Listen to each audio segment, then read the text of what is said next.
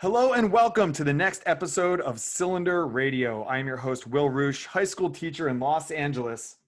And today we're going to talk about the education system and try to highlight some of the problems within it and ways that we can solve it through elements of the free market and scalability.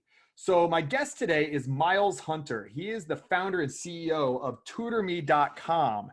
And I think that he's figured out some of these problems and found solutions for it. So I wanted to pick his brain about how we can grow these ideas across the education system as a whole. So Myles, thank you so much for being here. Can you tell us a little bit about what got you into the education realm, the education sphere and things like that?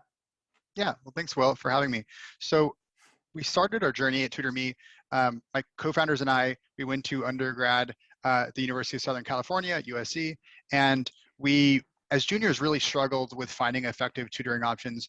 In fact, I was a tutor, an accounting tutor for one of my co-founders, Alex, and I didn't really like the way that that the process was for finding a tutor. So we ended up creating a tutoring platform that would not only be convenient. At the time, there wasn't really many online tutoring sites or platforms. And we not only wanted to make it convenient because we felt that that was something that we could definitely change the game with, we wanted to take it to the next level and do something that really changed the business model, so that we decided, well, most people don't have access to tutoring, high quality tutoring. It's something that usually only those with means can do. And so we decided, well, why don't we work directly with schools and have the schools, whether it's school districts like we work with now, or employers that we work with now, but why don't we work with colleges and universities directly, have them pay for the tutoring, so completely subsidize it, so that all the students at that institution would get it and really create true equity in that sense. Yes, which is what I want. Is TutorMe for K through 12 or just for university? So we started off because we're in higher ed institution. We started off working with undergrad. We moved on to do grad school, and then from there we worked our way down. So all the way K-12. Okay. So yeah, when you bring up the idea of tutoring, I have taught in all throughout Los Angeles. So I taught in really poor neighborhoods, and then now at like fairly wealthy neighborhoods. And one of the things that I found was the inequality of access to tutors and to resources that can help you succeed. So when we look at like the achievement gap and things like that, it's so glaring. And it's like, why? Like, why is it that these communities are achieving so much lower on like reading levels and things like that? And what I found was that wealthier kids and their families can afford tutors. They can afford someone. They have smaller class sizes. I had 48 students per class when I was in public school. And then at a private school, I have at most 25. So just there's a lot more attention given to the students. So if there's a way that we can scale up and get individual tutors to kids that don't have access to that, that is equality of opportunity. And that will get to exactly the word you said, which is equity.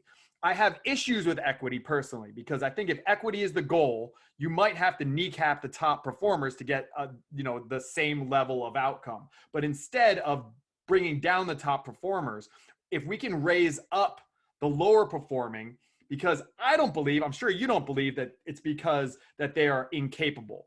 I think we all subscribe to this idea that if you say like black and brown kids in impoverished neighborhoods, it's not that they're not capable. It's just they have not been given the same resources and the same tools. So if we give them those tools, that will give them a leg up to achieve something closer to equity. So I am with you on that. How do you scale that? How do you do this? Because I think the big problem with trying to scale education and trying to bring free market ideas into education, just to jump right into it, is our customers essentially don't have money. So it can't be applied like the same way to that Amazon or Apple or whatever, plays this game, because you are trying to appeal to the customers and the customers give you money for your service, but there isn't any money there. So how do you work this so that you can scale up and get access to these kids who don't have a lot of resources to pay for it? So it comes down to proving the efficacy of tutoring, not just tutoring as a whole, because most people understand that there's remarkable results when you do one-on-one tutoring. the difficulty is getting schools on board, and COVID has done wonders in trying to in accelerating that adoption. But it's really difficult to get administrators on board with online tutoring and something that can scale. And online tutoring is typically much more cost effective than in-person tutoring, because you're getting not only the best tutors in that region, you're getting the best tutors around the country, and you're doing it in a way where there's no commute, there's no extra cost. Just the hourly rate of tutors online is less expensive. So we really need to, and we're doing a great job at it, is convincing school administrators and teachers that this is a good solution, and this isn't replacing what that in-person experience is like at a school. This is only trying to supplement that. Like you mentioned, overcrowded classrooms, there's only so much one-on-one time you could have with students. And I'm sure there's students that you know that if you had that extra time with certain ones, they would have done a lot better than they're currently doing. And that's kind of another reason why we went into K-12, not just because it's a huge market from like a business perspective, but if you're helping only the students that are in higher education and helping them stay in college, you're really not focusing on those that never even got there in the first place. And there's students that if you made an impactful difference on them when it came to academic support in the 3rd or 4th grade, that would have changed their life outcomes as it pertains to academics. So we're trying to actually help out as early as possible, because that's what really sets the kind of pace for that student for a long period of time.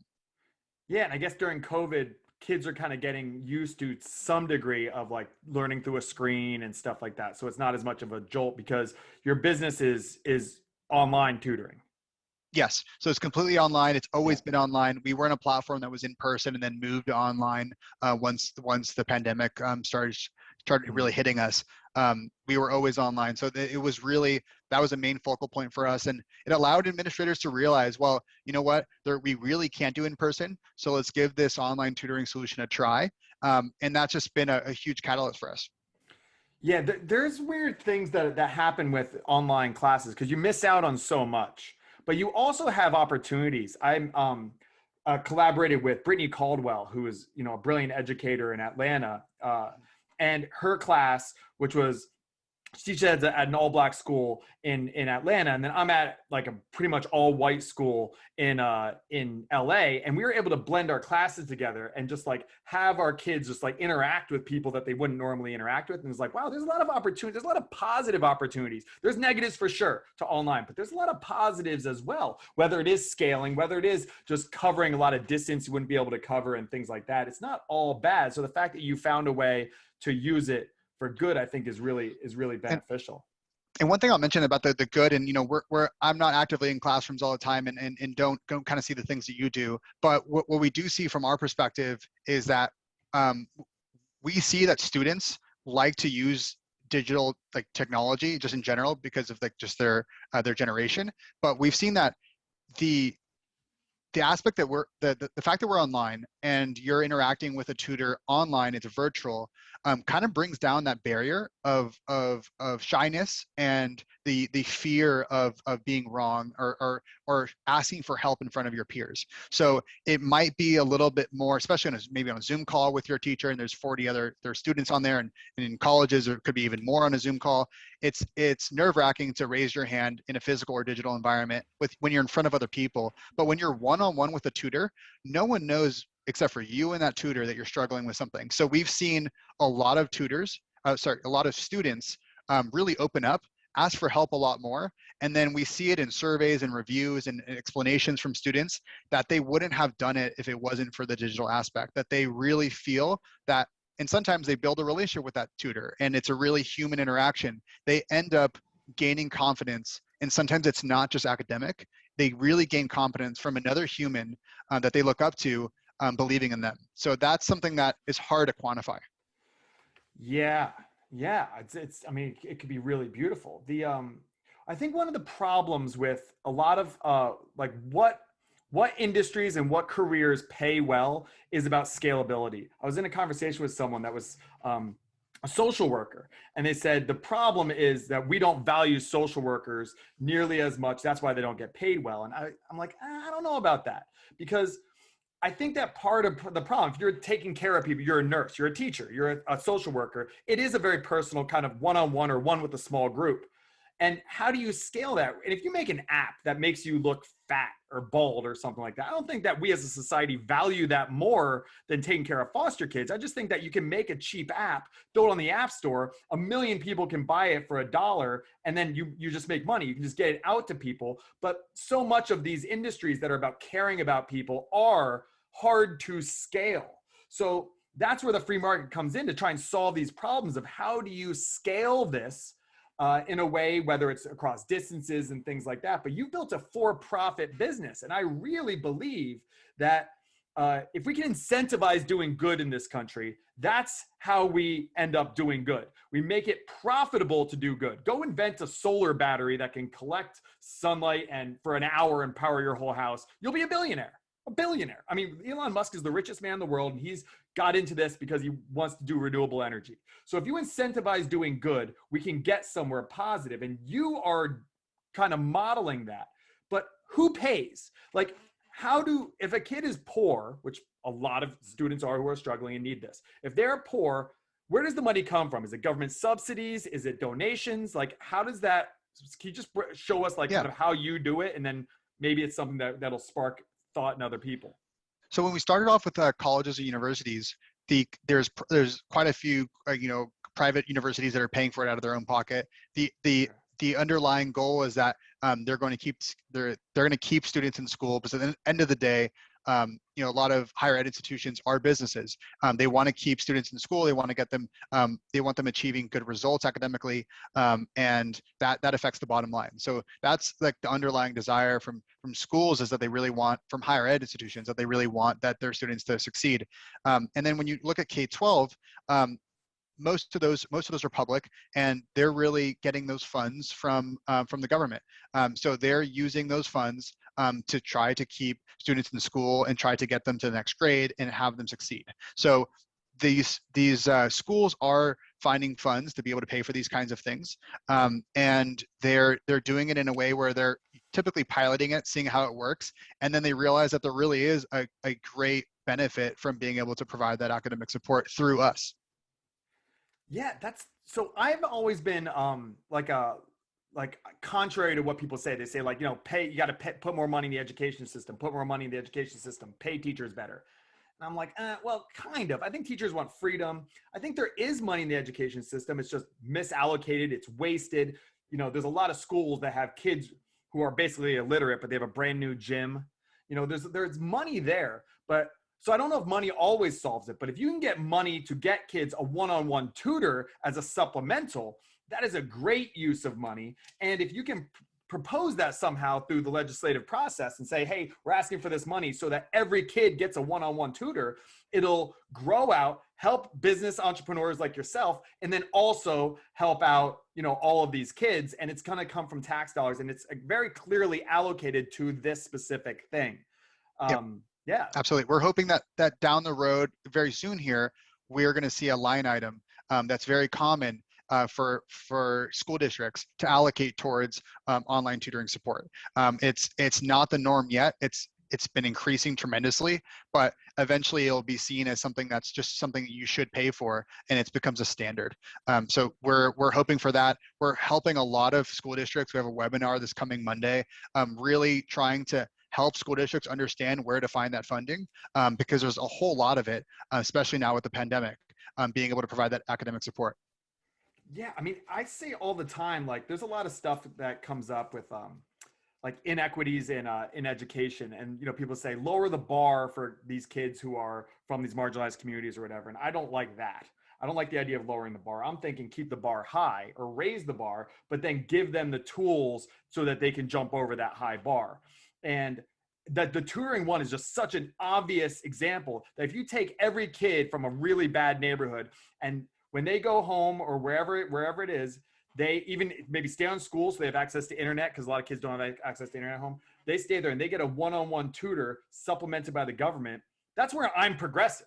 Like some people, they'll make a conservative, but like I am fine using government resources if it's for something like this. I just don't want to don't throw money at a problem. But if it's something specific, like you said, like a line item like this, this sounds like a perfect way to close the achievement gap. Have you guys gotten data collection on like what the success of this? Yeah, we've done a lot of case studies on seeing like how students have improved. A lot of them are very statistics driven about how we've had sections or certain groups of a certain school district use TutorMe and then other ones don't, and we've seen outstanding results across the board. We've also there's also a lot of public studies out there that have talked about the effectiveness of tutoring, and anything you look at it across hundreds of studies, you see that there's a dramatic difference between those that do tutoring and then those that don't. When we talk about the affluent and the haves of the world, these parents, when parents that have the money for tutoring see their student struggle, their child struggle, whether they start struggling in second grade or for whatever reason they start struggling in sixth grade, wherever they're in their journey, they start struggling academically, or they see grades decline and they start having to have one-on-one teacher meetings about it. They typically try to solve the problem by doing some form of tutoring, and they're able to pay for it. And some of these tutors are very, very expensive. When it comes to ACT or SAT prep, you typically throw money at the problem, and if you're getting a tutor that's a couple $100s an hour, it typically makes a huge difference. That's not an option for a lot of other students, even if their parent did want to do it. Sometimes they just don't see that as the way to really help your child, because that's not something that they had. And part of the reason why I really wanted to start TutorMe is I was one of those have-nots. I didn't have tutoring growing up. I went to a really good school via scholarship, and I saw a lot of other students in my high school get tutoring and get one-on-one help. And so I got to see it firsthand. Students that were not on scholarship, was a very small percentage that were at that high school. The ones that did, they got a lot of tutoring. They got very, very expensive one-on-one help, and it made a huge difference. So I kind of had a chip on my shoulder about that, and really wanted to make sure that that didn't happen for other students, and that it becomes the norm that whenever you need help academically, if you really actively want it, you should just be able to get it. Yeah, I love this. Who are the tutors? Because one of the things that I've noticed, and again, I've taught in some really challenging areas, is connecting with the kids. It's easier if I'm sitting down with them, sitting down, looking them in their eyes, and talk to them, get to know them personally. I can connect the material, because it's all about relating the material to them. And there are a lot of students who they're just apathetic. They just don't care about school. And if you say like, hey, you better sit down or I give you a homework, they're like, Mister, I'm not doing the homework. There are kids that I've had that I'm like, all right, you're acting up. I'm gonna talk to your parents. And I remember this one kid was like, good luck. Mom's in prison for murder, never met his dad, lives in a 2-bedroom apartment with like 7 of his, siblings and cousins and stuff like that. Like, I just want to give the kid a hug. Like, there's no, like, how do you find these tutors, and how do you get them to connect to these kids that are they've just given up? They've really given up on the whole education system. They see themselves as dumb, even though many of them are brilliant. So how do you find these people that are able to connect? Is it at their younger? Is that what it is? Because like I'm like old, and like maybe they're younger college kids that can kind of relate to these kids. Like, are they trained in like sociology? Are they familiar with these communities? Like how do you find people that can actually relate to these kids that are often given up on the education system? So thankfully, we get organically hundreds and hundreds of applications per day of tutors, and we're able to be really selective. And what we really we will really look for is folks that have had experience in tutoring, that are obviously very, very knowledgeable about the subject matter that they want to tutor in. But we really see like the full range of types of folks. We have some upperclassmen in colleges that are tutoring, and then we also have people that are retired teachers that want to also just be on the platform. We have actually a lot of K-12 teachers that are doing this part-time as a side hustle. So it's just really common for us to see that these very teachers that are working day to day with these students are also on the platform, try to provide that supplemental help. And it's nice because they get to work whenever they want, as much as they want. Yeah, and the gig economy is kind of the way that it's. I mean, I heard Naval Ravikant saying this years ago, and COVID just exacerbated that. But like the concept that like you're an accountant. Here's an accountant. You can hire an accountant. You don't work for a firm. It's just the gig. It's like everything's Uber. So if you're Right. an educator, you can just tutor. Yeah, you can work around your schedule and things like that. Khan Academy has been around for a while, and they do wonderful things for like math and stuff like that. But there is an element that's missing. There is that personal connection element.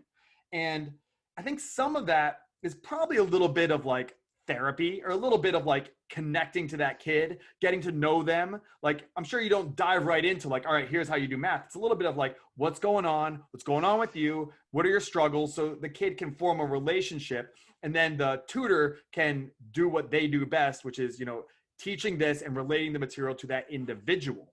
I've had kids who were failing math, but they were great mechanics, worked on cars all the time. So as soon as I turned the math problems into compression ratios and torque settings, boom, it was good.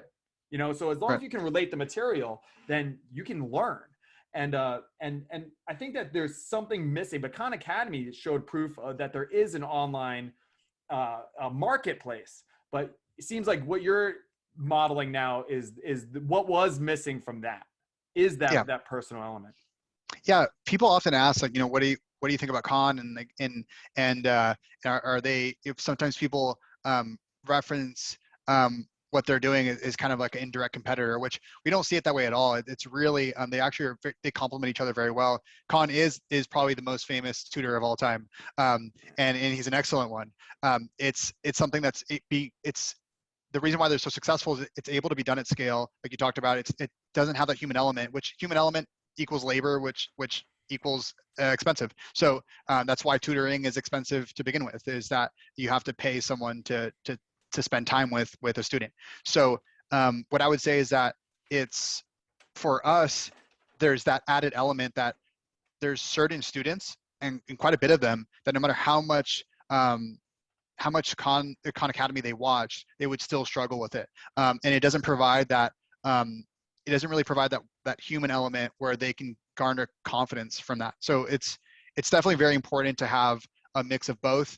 There's a lot of students that don't need tutoring at all, but it's definitely not the majority. Yeah, and I think that, again, you said it, like when you went to your high school, like I wasn't even aware that kids had tutors. Because I went to public school and then only taught in public school. When I went to this private school, I was like, oh, these kids have tutors. That's awesome. What a leg up. What a huge advantage. The kids that I taught in public school, like they didn't even know that was an option. And it's a huge advantage. As you said, huge advantage. And if we're Right. looking at how do we fix the education system, maybe we need to bring in elements of the outside. Yeah. No, I was going to say, like, a kind of a, there's definitely students that struggled way more than I did, and were way more impoverished by, like, 100%. But kind of like it was an interesting juxtaposition to be after school. My friends that were at the school that had tutoring would get picked up by a nanny, and then get taken home and then do 2 hours of tutoring, and they live nearby. I took a bus for about an hour and a half home. So by the time I got home, they had about 2 hours of calculus help, and all I did is just got home, right? So there was just like a clear divide, and that gap, was big, but it is often much, much bigger for other students. And it's just crazy that's the kind of world we live in. Yeah, I'm just finishing up a Michael Sandel book called The Tyranny of Merit. And that's a perfect example. It's like some kid who might have gotten better grades than you, and they go, oh, well, that's so this kid earned it. He earned those better grades, so he deserves to go into this better college, and he deserves this better job. And it's like, no, like that's not, and we want a competency hierarchy. We want the best and brightest in these powerful positions in our institutions, which is, I think, part of the reason why our institutions are failing in so many ways, is we don't have the best and brightest. We almost have like an affirmative action of, well-connected or ideologically possessed individuals. People with the most connections are into these powerful positions, and it's not necessarily the people that we as a full society want, because the ones who we want, who are really the best and brightest, might not have had all the opportunities, and you're trying to level that playing field. Absolutely. And, for all maybe my high school friends that might be listening to this, they, a lot of them are still my friends to this day. And it wasn't that they didn't work hard. I mean, I definitely don't want to I want to underscore that they obviously did work very hard to get those good grades. But it's just not a level playing field, like you said. It's just not level.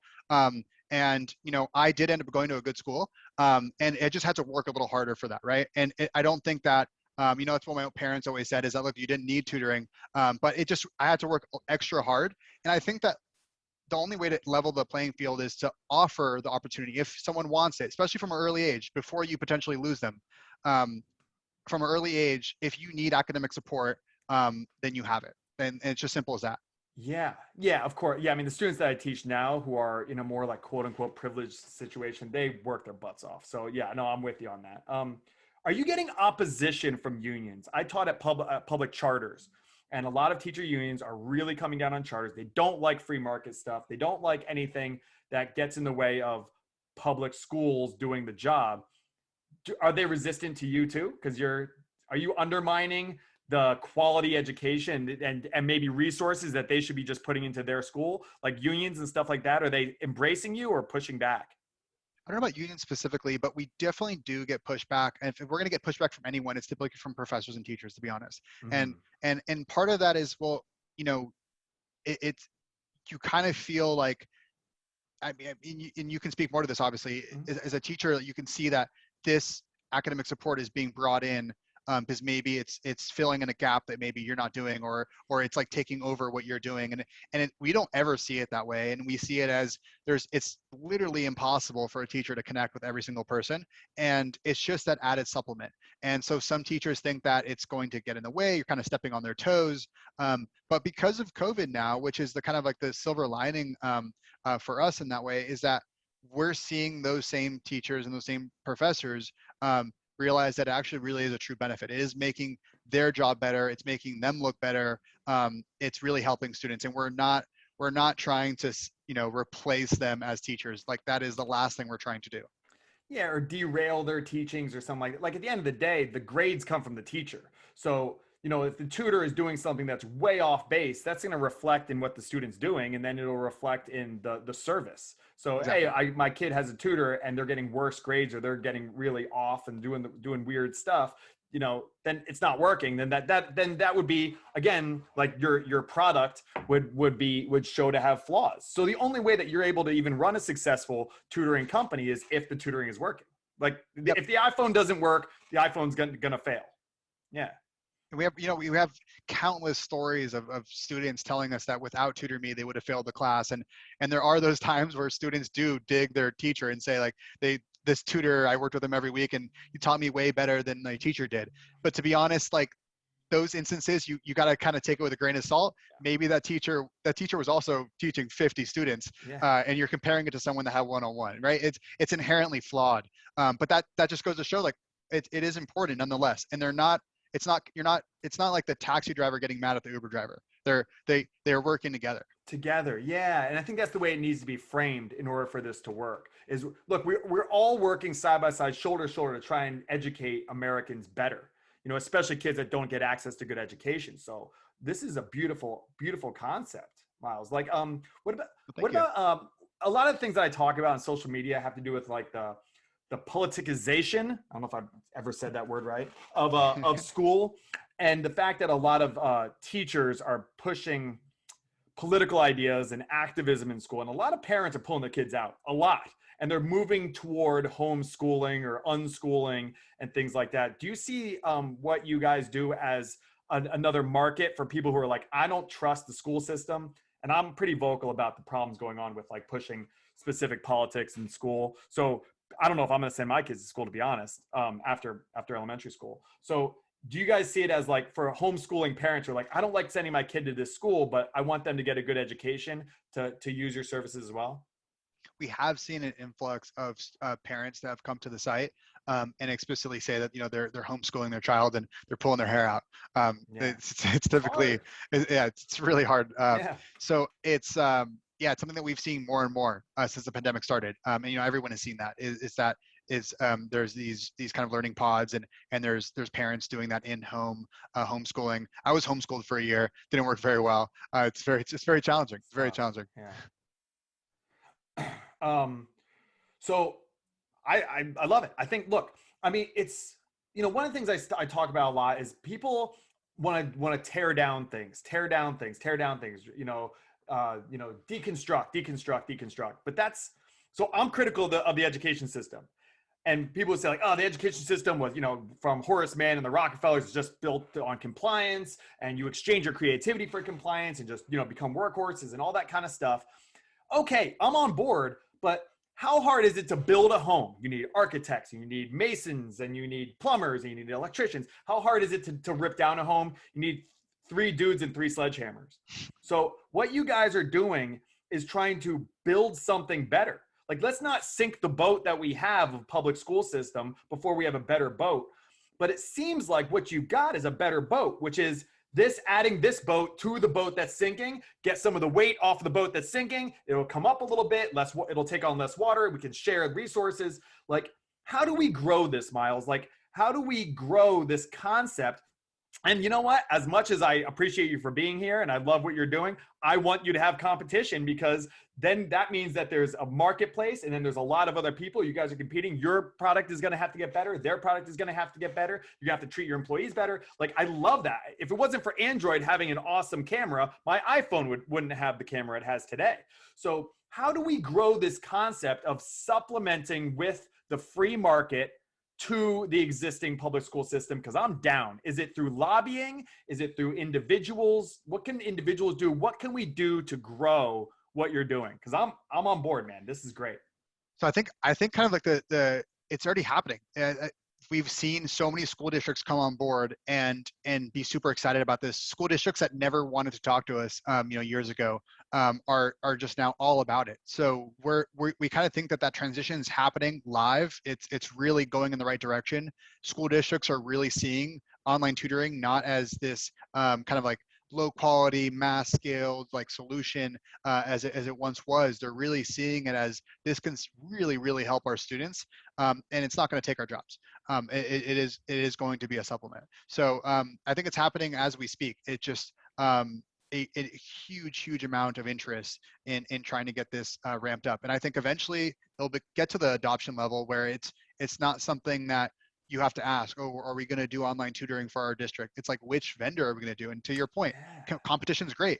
It's going to be about, there's 4 or 5, 6, 10, whatever vendors, and we just want to pick the right one. It's not going to be like, oh, should we use an email system at our school? It's like, no, which one are we going to use? Yeah, I mean, and what you could even do too is you could get like, if there's certain communities that want people who understand that community, that you can go to, that, or you could offer that as like a thing. Like, one of the problems I think with like the policing is another one. We're like, let's before we defund the police, let's get something better. But like, the fact that a lot of the police are they're patrolling neighborhoods that they don't live in. They're patrolling neighborhoods that they don't know the people in those neighborhoods. So it's only like that kind of conflict. And there's a lot of teachers who are teaching in neighborhoods that they don't understand. It would be really rad if we could get people from like certain communities who understand the communities, understand like the life of those people, to try and do it. I love the Pope Francis quote, "A good shepherd smells like sheep." And if you are dealing with kids who have language issues, they could be like ESL kids, or kids with learning differences, learning disabilities, whatever it is, like dyslexia or something like that, to get people who are really familiar with what that is. Maybe they have personally had it, or they've studied it. I think that then you can get it more catered to the kid. Again, going back to relating the material, there's so many possibilities here. Yeah, totally. And that's an interesting point about the relatability of a tutor and a student. We've done that at the college level, where a student can connect with a tutor that actually went to the school that they went to. Yeah. They understand the curriculum better. They know how to they can talk shop with them. It's their alma mater. But it's an interesting point that you talked about, how it could be the same kind of thing for K-12. This is very, very cool, Myles. I'm so glad that we're able to talk about this, and I hope that this sparks some interest in everything that you guys are doing. So where can people check this out?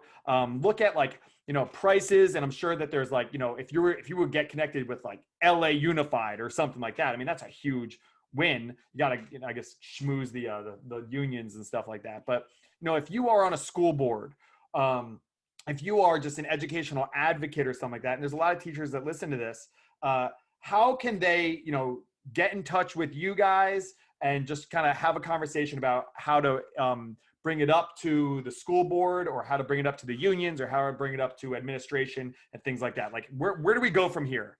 Yeah, so students can come on and pay directly to us, but that's not how we want to approach the model. Mhm. There's you can come and use TutorMe, or you can actually do it through the partnership that we talked about. So if in terms of K-12 districts, you can reach out to us and go to tutorme.com, or you can email us at partners@tutorme.com, and start that introduction and see how we can start just having a conversation with the school district or the school about how we can help out. And so I think that's like the best way to go about it, is to really, if your school district doesn't use TutorMe currently, or any online tutoring platform for that matter, the best way to go about it is to make that intro. School districts are, behemoths of organizations sometimes, and sometimes the right person that sees the platform and sees its efficacy is all that it takes. Yeah, and those big institutions like that are they're just hard to move. It's a big ship. So it's not a jet ski. It takes some time, but I think that this is a fight worth fighting. And I think for those out there who are this resonates with them, to go like, all right, I'm not gonna just roll over on this one. I'm gonna push this pretty hard because I think it's worth it.